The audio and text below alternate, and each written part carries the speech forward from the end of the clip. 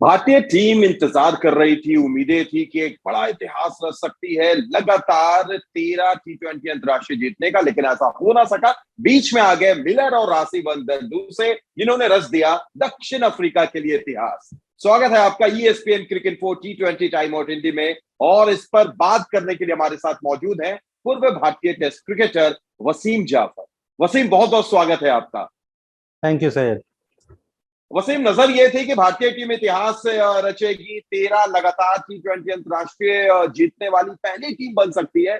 पर अब भारत को वर्ल्ड रिकॉर्ड की बराबरी से ही संतोष करना पड़ेगा, क्योंकि डेविड मिलर और राशिवन दूसरे की वो साझेदारी, 64 गेंदों पर 131 रनों की साझेदारी ने इतिहास रचने से भारत को महरूम कर दिया। लेकिन रच दिया इतिहास दक्षिण अफ्रीका ने, सबसे बड़ा चेस।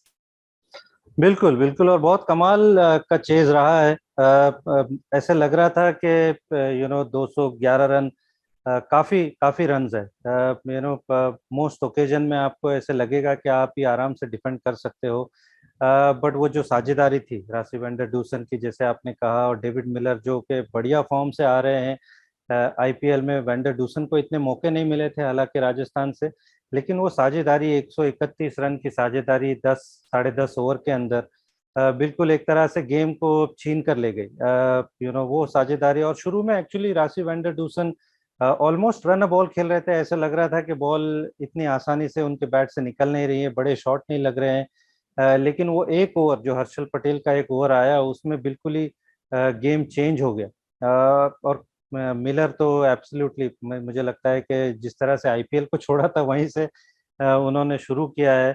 और कमाल की बैटिंग की, एक तरह से उनकी इनिंग्स ने थोड़ा सा वैन डूसन के ऊपर से प्रेशर ऑफ कर दिया। और इतनी आसानी से एक्चुअली वो जो कैच एक छूटा, मुझे लगा कि वो थोड़ा सा टर्निंग पॉइंट हो सकता था, क्योंकि उसके बाद में ट्रिस्टियन स्टब्स थे जो अपना पहला मैच खेल रहे थे। वेन पार्नेल अगेन बहुत टाइम के बाद वो भी क्रिकेट खेल रहे हैं, तो शायद चीजें वहां पे चेंज हो सकती थी। बट लॉट ऑफ क्रेडिट आपको देना पड़ेगा इस साझेदारी को, इन दोनों प्लेयर को, जिस तरह से उन्होंने ये चेस किया।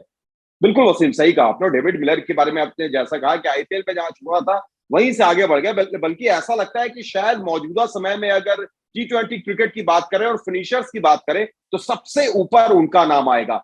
पर इन सारी चीजों के बीच में क्या वसीम, थोड़ा सा गेंदबाजी में ऋषभ पंत से भी चूक हुई?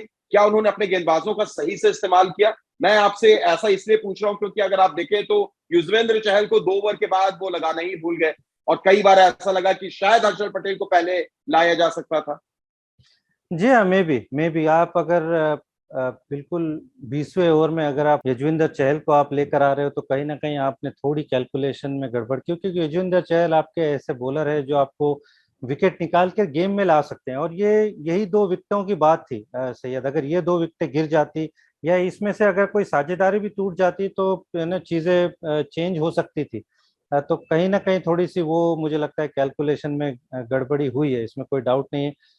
और क्योंकि आपने अक्षर पटेल के ओवर पूरे करा दिए, लेकिन आपने यजविंदर चहल के ओवर पूरे नहीं कराए। अदरवाइज चीजें थोड़ी सी डिफरेंट होनी चाहिए थी कि आप रिस्ट स्पिनर के ओवर आपने पहले इस्तेमाल करने चाहिए थे। तो डेफिनेटली हाइंडसाइट में ऐसे लगता है कि शायद थोड़ा सा कैलकुलेशन में गड़बड़ कर गए। दूसरी तरफ अगर भुवी की बात करें वसीम, तो अब तक हमने देखा था कि काफी अच्छी गेंदबाजी करते हैं। जहां जब नई गेंद उनके हाथ में आती है तो बड़े लाजवाब अंदाज में दिखते हैं, और आज भी वैसा ही दिखा।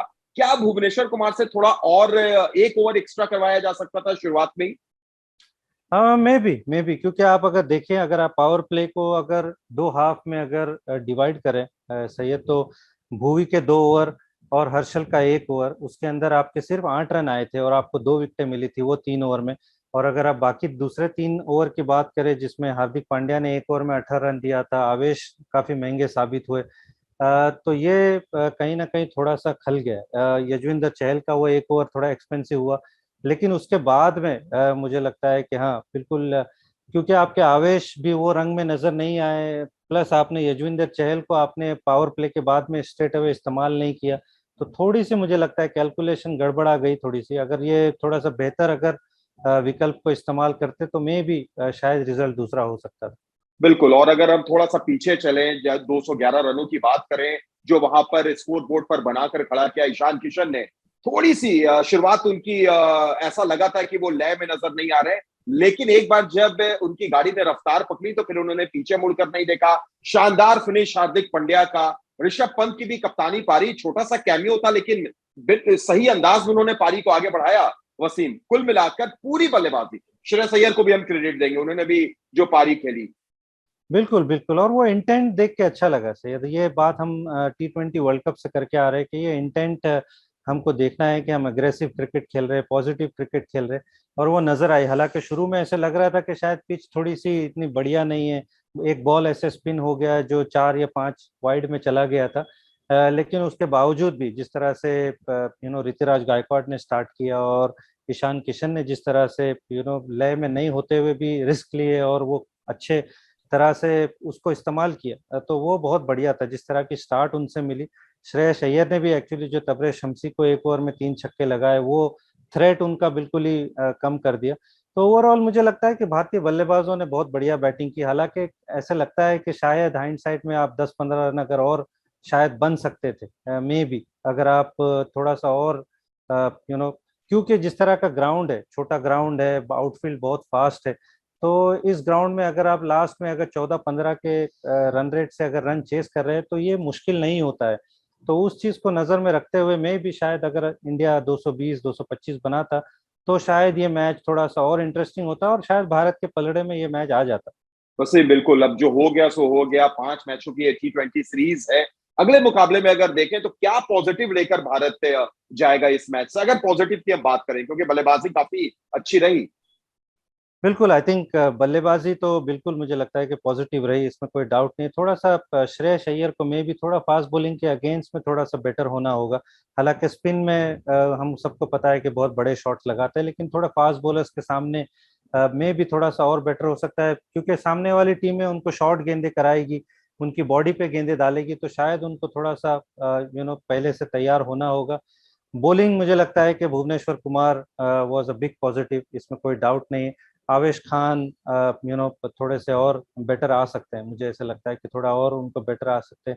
हर्षल पटेल का थोड़ा सा ऑफ डे रहा है, तो बॉलिंग डेफिनेटली मुझे लगता है कि और बेटर हो सकती है। यजविंदर चहल अगेन थोड़ा सा हम उनसे भी बेटर एक्सपेक्ट करते हैं कि हालांकि उनको पावर प्ले में गेंदबाजी कराई गई जो थोड़ा सा हमेशा रिस्की होता है, बट नोइंग यजविंदर चहल इतने बढ़िया बॉलर हैं, यू यू होप के वो अगले वाले मैच में बेटर कमबैक करे, तो बॉलिंग मुझे ऐसा लगता है कि थोड़ी ओवरऑल और बेटर हो सकती है। बिल्कुल वसीम, और 5 मैचों की T20 सीरीज है। उम्मीद करेंगे कि भारतीय टीम वापसी करे, और वसीम भी हमारे साथ लगातार जुड़े रहेंगे। उन मैचों पर भी हम बात करेंगे, प्रीव्यू लेकर भी आपके सामने आएंगे, और दूसरे T20 का आप आंखों देखा हाल हिंदी में लाइव कमेंट्री टेक्स्ट में देख सकते हैं ESPN Cricinfo/हिंदी पर भी। फिलहाल आज के लिए इतना ही, दीजिए इजाजत।